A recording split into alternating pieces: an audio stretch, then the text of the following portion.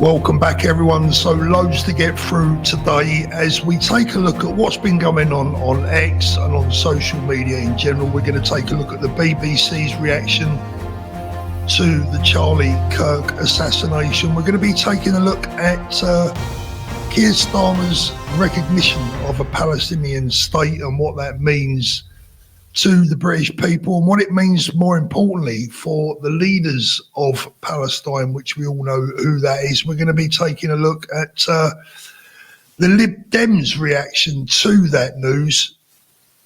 And we're also going to be, probably more importantly, looking at the police reaction and the police response to an alleged asylum seeker entering a school on 3 separate occasions with no further action. So let's get into today's video. First of all, I want to show you Sarah Smith from the BBC, the way they were reporting on the memorial that took place for Charlie over the weekend. Let's have a little look at how the BBC Sarah Smith spun this. A huge and devoted following for his far-right views and his eagerness to debate with opponents. Yet his far-right views. So Charlie Kirk, let's just rewind that. It's only very short. Let's just rewind that. Listen again. Built a huge and devoted following for his far-right views and his eagerness to debate with opponents. Yet his killing has set off a furious argument about freedom of speech in America. The same people who've come to celebrate Kirk's commitment to freedom of expression are threatening to crack down on left-wing groups and activists. She means crack down on hate speech that leads to assassination. Threats of a crackdown against left-wing activists and organisations have accompanied the plaudits for Charlie Kirk's life and work. Now, if we go back and devoted to the start, whoa, look at this. Look at that image. Look at the image that the BBC have chosen to use as she talks about the term far right. Look at that image. Now, we all know what he's doing. He's waving to the crowd, but there's a psychological thing going on there. This is trying to get into the psyche of the people that are watching this, that are daft enough, stupid enough, ignorant enough to still be listening to the BBC. That image, there was no need for that image. We all know what the BBC and Sarah Smith are trying to insinuate here, just as she says the words far right. BBC, Sarah Smith, hang your bloody heads in shame. Absolutely disgusting. And of course, what it leads to is people like this. Let's have a little look at this. Again, typical of that ag that is being born from reports just like the one we've seen. Near our houses. I find it really intimidating and frightening. Feel meant to be intimidating. There is. It's really intimidating. It's got the English flag. Yeah, because of what's behind it. It's not. Right, so she's really intimidated by her own flag, this woman, really intimidated, so intimidated that she stops amongst a group of about 3 or 4 men to tell them that she's really intimidated. Now, I don't know about you guys, right, but whenever I've been intimidated by a group of men, I don't stop and tell them that they're intimidating me. I put my head down and walk straight by. So the fact that she's saying she's intimidated is actual bullshit. She's gaslighting them. She knows exactly what she's doing. Let's just carry on with it. There's not much left of this one, but let's carry on. Look, it's peace and unity. It isn't peace and unity. It isn't peace and unity. No, I tell you what isn't peace and unity, love. People like you walking around making out that you're scared when really what you mean is you hate this country. One more view. Flags going up near our houses. I find it really intimidating and frightening. I find it really intimidating. Look, she looks so scared, doesn't she? Feel meant to be intimidating. There is. It's really intimidating. It's got the English flag. Yeah, because of what's behind it. It's not like it's peace and unity. It isn't peace and unity. What's behind it? Well, I'll tell you what's behind it. I'll tell you where I will agree with her. I will agree with her about one thing. The British flag, the English flag, can be intimidating, and it has been intimidating in the past, and it's been intimidating to the Nazis, it's been intimidating to those that have tried to invade us, It's been intimidating to all of our enemies. It was intimidating back in the Falklands War. It was intimidating in World War I and World War II. And thank God that it was intimidating. But it's not intimidating rotten old duffers walking around the streets pretending that they're scared. Let's move on to the wonderful Bridget Phillipson talking about Labour's recognition of a Palestinian state. Historic moment. The UK Labour government has recognised the Palestinian state. It is indeed a historical moment, Bridget Phillipson, and also a very shameful one. The inalienable right of the Palestinian people. What we now need to see is an end to the war. My God, where do I go with this stupid old bloody duffer, right? Look, she says that they want an end to the war, right? Well, we all want to see end to all wars, right? But how are you going to end a war when the main antagonists are the ones running the show? They're in charge. Hamas have got the hostages. Hamas, they are the ones that have been attacking Israel. They're the ones that started this latest round of violence on October the 7th, 2023. Let me just pick up on some of the words again. One sec, bear with me. The inalienable right of the Palestinian people. What we now... The rights of the Palestinian people that are constantly being abused and taken away by the people that are supposedly leading them. The rights of the Palestinian people should be able to have a free election. When was the last time Hamas had an election? Now need to see is an end to the war. The suffering that we see in Gaza is horrifying and morally reprehensible. It's why we need a surge in aid, why we need to see hostages released, and why we need an end to the war, a permanent ceasefire, and a lasting peace. Well, I'm sorry, love, you're talking to the wrong people. Go and speak to Hamas. Go and put your headscarf on, fly over to Gaza and have a word with the leaders of Hamas. But of course, it gets even worse. And the Lib Dems have been, they've been piling in, haven't they, the Lib Dems? I saw a terrible report yesterday saying that people are so disillusioned with Labour and the Conservatives that support for the Lib Dems is going up. So what that really means amongst the thickos out there that just, I don't know where they are, where they've buried their head in what type of sand they've been burying their heads in, right? But you're sick of the Tories, I get that. You're sick of Labour, I get that. So you think somehow the best bet is to go in the middle. So you can be sick of a bit of both, right? I mean, where is the sense in the Lib Dems? Let's have a little listen to this Lib Dem. And is an MP Layla Moran for the Liberal Democrats. She's the UK's first MP of Palestinian descent and is on the line. Layla Moran, welcome. Good morning. Good morning. What's your reaction to this? Well, I have to say it feels like I'm jinxing it by talking about it before it's happened, because I'm not sure I'll fully believe that it's happened until it does. No, you didn't jinx it. But it feels did. very bittersweet. On the one hand, of course, I'm happy. I've put 5 private members' bills on this subject since I've been elected in 2017. You're supposed to be worrying about what happens at home here, not in the bloody Middle East. Should have happened decades ago. But the fact is we are where we are now because there is a genocide being committed in Gaza. And the situation seems to go from bad to worse. So I see this as a down payment on peace. This is significant. I think we shouldn't downplay how significant this is. It does. She's absolutely right. We shouldn't downplay the significance of this. But I'll tell you, this will become more evident when we hear from her cohort, Luke Taylor, Lib Dem MP for Sutton and Cheam, in just a moment. So remember what she's saying here. Matter. People are calling it a symbol, and it's true. Nothing necessarily changes tomorrow, but nothing will change until Hamas are defeated.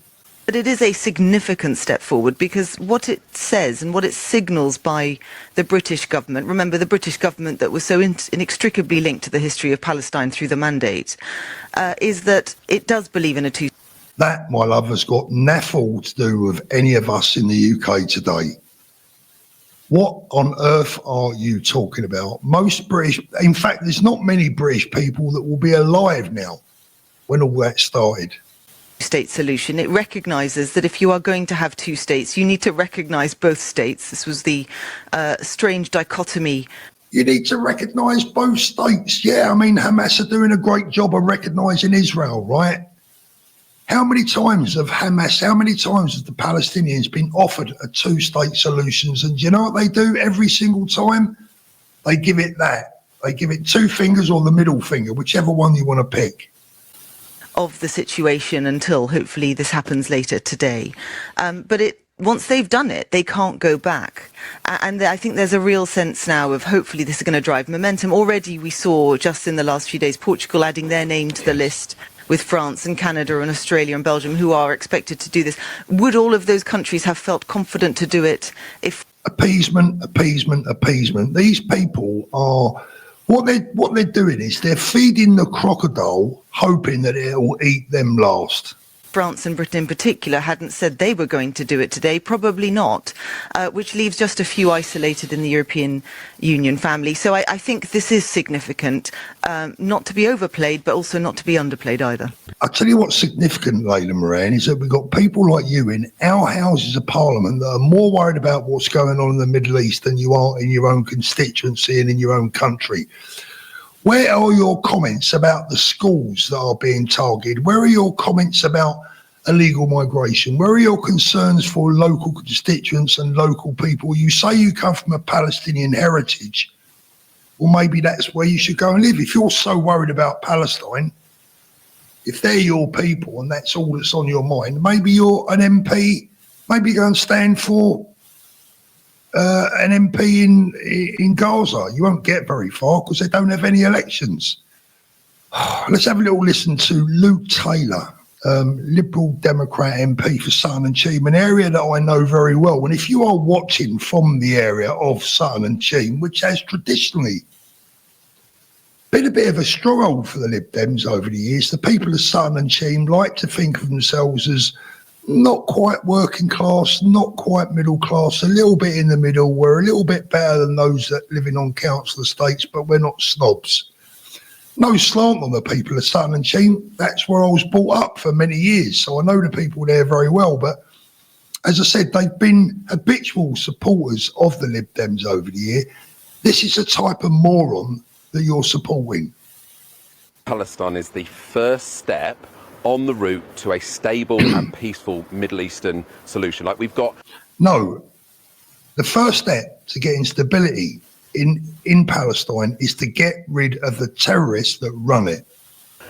Palestinian people, we've got Israelis who live in fear, and having that two-state recognised means that we've got the chance for peace. We must... Say again, the two-state resolution has been offered time and again, and they always turn it down, or they always come back with rockets and missiles. Must release the hostages. We must eliminate Hamas, but the only way that Palestinians will have faith that there is a peaceful future for them is to recognise the state of Palestine. So that this guy, I don't know what he's smoking at the weekend, but look, let's try and make this simple. You've got a bully that's in front of you. You don't negotiate with that bully by giving him what he wants and then politely asking him to give you what you want. It's not going to work, is it? There's no way that that's going to happen. That they can work towards peace, and whether we need to invest. You can't work towards peace because Hamas don't want peace, and they're not going to suddenly say to their people, you know what, now Keir Starmer has recognised a Palestinian state. I tell you what we're going to do. We're going to hold free elections and we're going to stop the violence. And by the way, we're going to stop putting AK-47s in the hands of 5-year-olds and teaching them that every Jew in the world needs to be eliminated. In that nation building or not, that's a question for the government. But what it will do is it will produce stability. Let's see how much stability Keir Starmer's decision creates. I mean, what planet are these people on? Seriously, the people of Sutton and Cheam, the next time it comes to vote, just remember, this man is representing you in Parliament. Now, whether you agree or disagree with the Palestinian cause, it doesn't really matter. Can you agree on what he's saying now? We're now going to get peace and stability, and the hostages must be released, and Hamas must be removed. What? By recognising that, by giving them a reward for their violence. What planet are these people on? Will reduce the migration that happens out of chaos. Now it reduces migration as well. out of war. And I think all of us want to see stable and prosperous regions across the world. And I think recognising the state of Palestine is something incredibly brave for the Prime Minister to do. I think it's something we've called for. This is a Lib Dem. Forget the Lib Dems. The Lib Dems are no better than the Labour Party. In fact, in many respects, they're probably even more dangerous because they have the same beliefs as the Labour Party. They just don't tell you. Or longer than any other party. Well, except if you were calling for, if you said we will recognise a Palestinian state when the hostages are released and when Hamas has been removed, there might be more support for it. But when you're recognising a Palestinian state which is run by Hamas, which isn't... Exactly. What part of this absolute melt, standing there in his nicely ironed crisp shirt with a sea in the background, what the hell does he know? And by the way, that's not Sutton and Cheam, I can tell you. Terrorist organisation, you've got a problem, haven't you? I would argue it's not run by Hamas. Hamas are high. Can you even believe that? Yes, you did hear what you thought you just heard. It's not run by Hamas. Right. Hiding in bunkers, Hamas are cowards. They do not represent the Palestinian people. And I think the actions we take... Oh, I'm afraid they very much do represent the Palestinian people. I'm afraid they very, very much do. Taking here show that. The actions we're taking show that we see a future Palestine that has nothing to do with Hamas. There is no need for Hamas anymore once... There's no need for Hamas anymore. I tell you what, why don't you jump on a plane with your mate that was on a minute ago? You can maybe take the second seat in the new Palestinian parliament where you can vote and maybe remove Hamas that way. You can tell them to put their Kalashnikovs and their AK-47s down and that actually we can... I tell you what, why don't you suggest that all those bunkers that they've dug, maybe you could get that into their first underground tube station. We've recognised that Palestinian state. We need to support those democratic groups in Palestine to really take advantage of that and bring the peace to... Democratic groups in Palestine. I've not heard about them. Maybe you could tell me about those democratic groups in Palestine and how they get on. What the people that apparently don't run the place, they don't run the region in Hamas. Maybe you could tell me what Hamas do to those people that want a democratically run Palestine. Everybody wants to see. Beyond belief. Stupidity, ignorance, I don't know what you would call it. And the scary part of it is these people have been elected to represent you and our country, our nation. Unbelievable. The people of Sutton and Cheam, what did you do when you voted someone like this in? Oh my good God, what is wrong with you? Right, the last video of the day is one that concerns me greatly, and this is probably the most important video of all, and this is where it's going to get a little bit deep and possibly even a little bit dark. We all have grave concerns about the safety of our children in schools. We all know what happened at Southport. That obviously wasn't a school as such, but we've all heard about the threats that have been, the rumours that have been flying around. We all know that kids are now routinely taught lockdown procedures. My own granddaughter has been involved, I think, in 2 lockdowns, not procedures. These were genuine lockdowns. And I've got reports from many parents whose children or grandchildren have been involved in lockdowns where they have been scared out of their wits. Now, just recently, there has been accusations of a migrant allegedly entering more than one school during school hours where the school has had to go into lockdown. The parents have been panicking, the children have been panicking, the teachers have had to get involved in confronting this particular man. Let's have a little look at this video. By my source, the migrant man entered West Act School in Chigwell earlier and teachers tackled him and he was moved on. Astonishingly, the police are saying there's no threat. This is the 3rd school entered and he's now been to 7 or 8 other schools in 3 days. Someone care to answer that? Now, here's the situation. Look, the police have a difficult job. I understand that, and we must all understand that if someone hasn't committed a crime as such, there's not a great deal that the police can do. I mean, you can't ask the police to arrest someone who hasn't committed a crime. Otherwise, we'd all be in prison, every single one of us, right?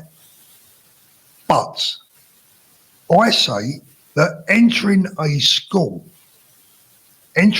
premises during school hours, when our children, our little angels, the most precious things in the world to us, are in situ, our school premises, if someone enters those premises for what is deemed as being potentially nefarious reasons, that should become a crime. It should be on the books. Entering a school should become a crime. There is no excuse for people that don't have children at the school. You should need a pass to get into a school at any time. Once the children are in school, that place should be locked down, basically. And breaking that lockdown by entering a school should become illegal. Now, the issue that I have with that video is if you look at the police officers standing there, they've all got their, the usual stance. They're all sort of looking at the parents and the people protesting as if they're mud on their shoes. And, the local authorities have not exactly been forthcoming. The local police force has not exactly been forthcoming with events, or more importantly, they've not shown any empathy or sympathy. There's no understanding. What part of this don't they get?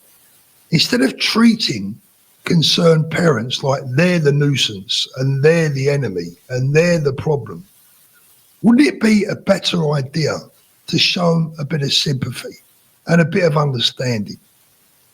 Wouldn't that be the right way forward? Instead of treating them like they're the ones that have done something wrong or are doing something wrong. And that ultimately the poor soul that has chosen to venture into at least 2 schools, I think it's 3. Obviously, he's going into these schools for a reason. He's not going there to collect his dole money, is he? He's not going into these schools to get his lunch. Something is attracting this man to schools.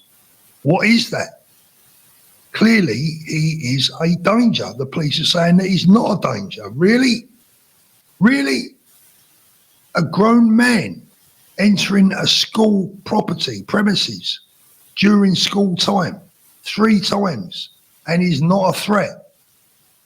I'll ask you this. When was the last time any of you watching out there, any man watching out there, or any woman for that matter, when was the last time you suddenly walked past the school and thought, oh, I think I'll have a wander around there. I think I'll climb over the fence and have a walk about and see what I can find. When was the last time he did that? And if someone did do that, wouldn't you deem that as being suspect, a potential concern, a potential threat to the children's safety in that school? This is what is happening in our country, and this is why the country is ready to explode. There's no ifs or buts about that. We can't sugarcoat this. We can't hide from the fact that our country is ready to explode. And if it does, God forbid, I hope it doesn't. I sincerely hope that it doesn't, because if it does, it means that there's going to have to be another odious incident that I don't even want to think about.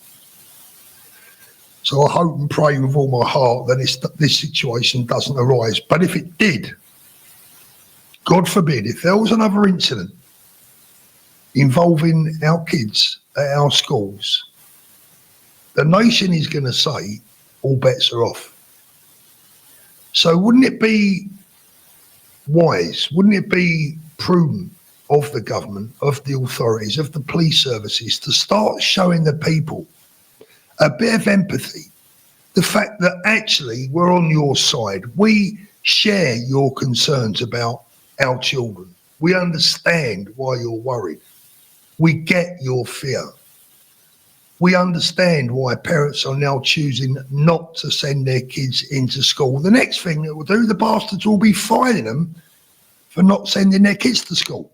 You know that's coming, don't you? I'm not going to send my kid to school because I'm worried that some nutcase is going to go in there and, God forbid, behead half a dozen kids. So I'm not sending my kids to school. The next thing you know, they'll be sending you a bill for the pleasure of your peace of mind. This is insanity.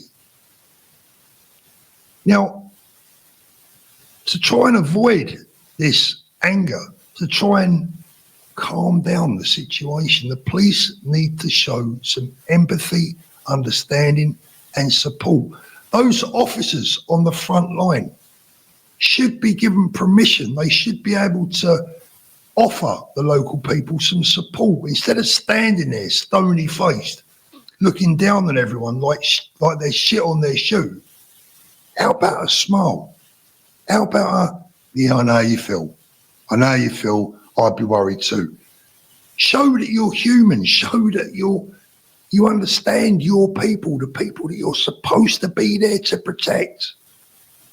Show them that you care. Show them that you understand. Has British policing stooped so low, that police officers can't even smile anymore? They have to stand there like robots, looking at people like they hate them. Is it any wonder that police services up and down the country have totally lost the public, totally lost their respect, and are now seen as the enemy rather than their protectors? Is there any wonder? My advice to any serving police officers out there right now is when they're confronted by these people that are angry, show them a bit of sympathy. You haven't got to take sides, but saying something like, I understand, I really do, helps. It brings down the temperature. Giving them the cold stare and the cold eye, like they're the criminal, raises the temperature. And can you bloody blame them? Right, that's it for today. As always, thanks for watching. I'll see you soon.